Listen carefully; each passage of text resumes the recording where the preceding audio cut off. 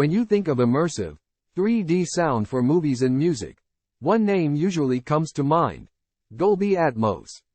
Despite the existence of competing surround sound formats and technologies, like DTS, X, MPEG-H, Sony 360 Reality Audio, and Oro 3D, they barely register when compared to the juggernaut that is Dolby Atmos. With strong, and growing, support from movie studios, music labels, streaming services, game consoles, smartphones, and audio equipment makers, there's little doubt that Dolby Atmos and Dolby Atmos music have become the de facto 3D sound standards. Contents: why do we need another Dolby Atmos? Who's going to use IAMF? Royalty-free, but not cost-free. We've seen this movie before: the cost of confusion. And yet, if Google and Samsung get their way, Dolby Atmos' reign as the king of immersive audio might be about to meet its biggest challenge to date. Together, the two tech giants have been quietly working on an open-source and royalty-free 3D sound format known by the awkward name immersive audio model in formats. But if history has taught us anything, it's that format wars are rarely fought for the benefit of the public. And even a free version of Atmos that's every bit as good as the original could face harrowing barriers to adoption. Recommended videos: why do we need another Dolby Atmos? Time equals 400 ms, greater than why have Google and Samsung teamed up to create a Dolby Atmos competitor?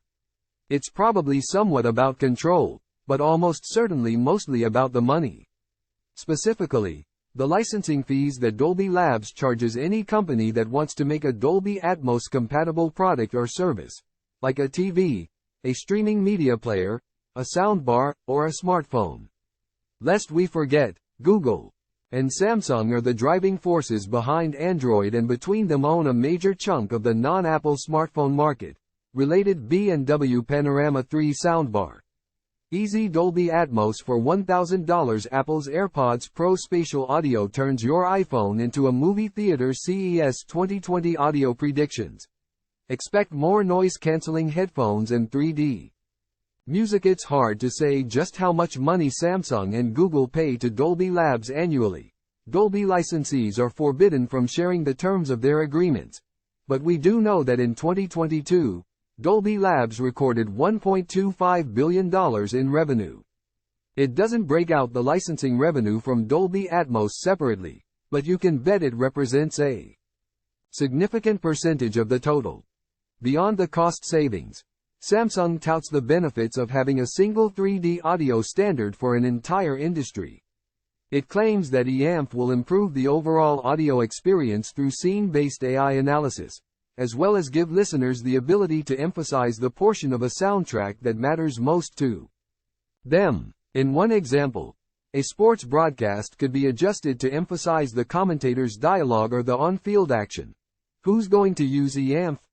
IAMF appears to offer audio creators the same level of flexibility when it comes to creating spatial audio mixes that Dolby Atmos does, including built-in adaptation to a wide variety of playback devices and environments, from headphones to soundbars to full home theater systems.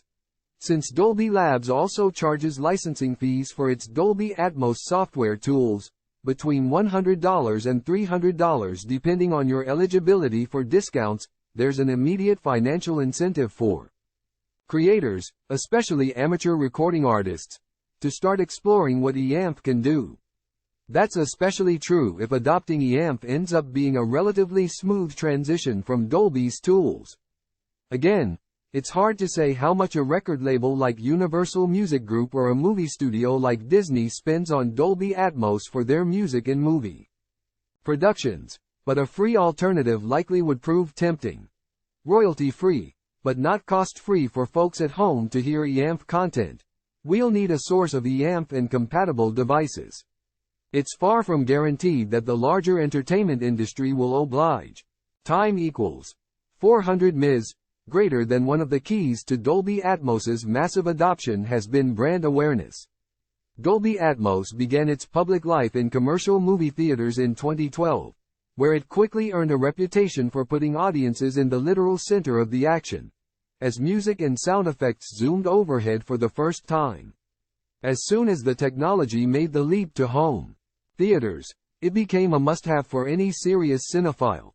Seeing the Dolby Atmos logo on AV receivers, Blu-ray players, TVs, and soundbars became a big selling point. Even though, as we've lately argued, there's no longer a real connection between the Dolby Atmos brand and a specific sound experience. Nonetheless, a strong and widely recognized brand is hard to beat. IAMF will find itself in a familiar chicken or egg battle when it comes to adoption. Even though IAMF is open source and royalty-free, there will still be costs associated with implementing it. Before major studios, labels, and content distribution companies like Netflix agree to invest in IAMF content, they'll want to see proof of demand. This is one of the reasons why DTS X is so hard to come by on streaming platforms. If we don't own IAMF-compatible equipment, why would those companies make such an investment? And it won't be easy for makers of TVs, AV receivers, or soundbars to convince us to buy IAMF products if there's no content. I'm willing to bet that a lot of people have bought Dolby Atmos-capable products purely on the strength of the Dolby Atmos brand. They probably assume that they'll get a movie theater-like experience as soon as they plug it in, even though that likely won't be the case. A Dolby Atmos system without Dolby Atmos content can only deliver UP mixed stereo or 5.1 sound. Without Atmos's powerful brand recognition, IAMF won't be able to accomplish the same task. Device manufacturers might simply take the long view and add IAMF to any product that currently supports Dolby Atmos, to prime the pump. They might even market it as a future-proofing feature to be ready when IAMF content comes to your favorite streaming service. The hope might be that, eventually, the installed base of IAMF products will be big enough that the content providers and distributors become willing to throw their hats in the ring. Google, with its control over Android, Google TV, and Google Assistant-driven Nest devices, could simply add IAMF to all of these platforms, giving the nascent format an impressive head start. It's also worth noting that Google and Samsung aren't in this alone. IAMF gained its royalty-free status via the Alliance for Open Media, which includes representatives from Apple, Netflix, Google, Samsung, Intel, Microsoft, and Meta, just to name the heavyweights.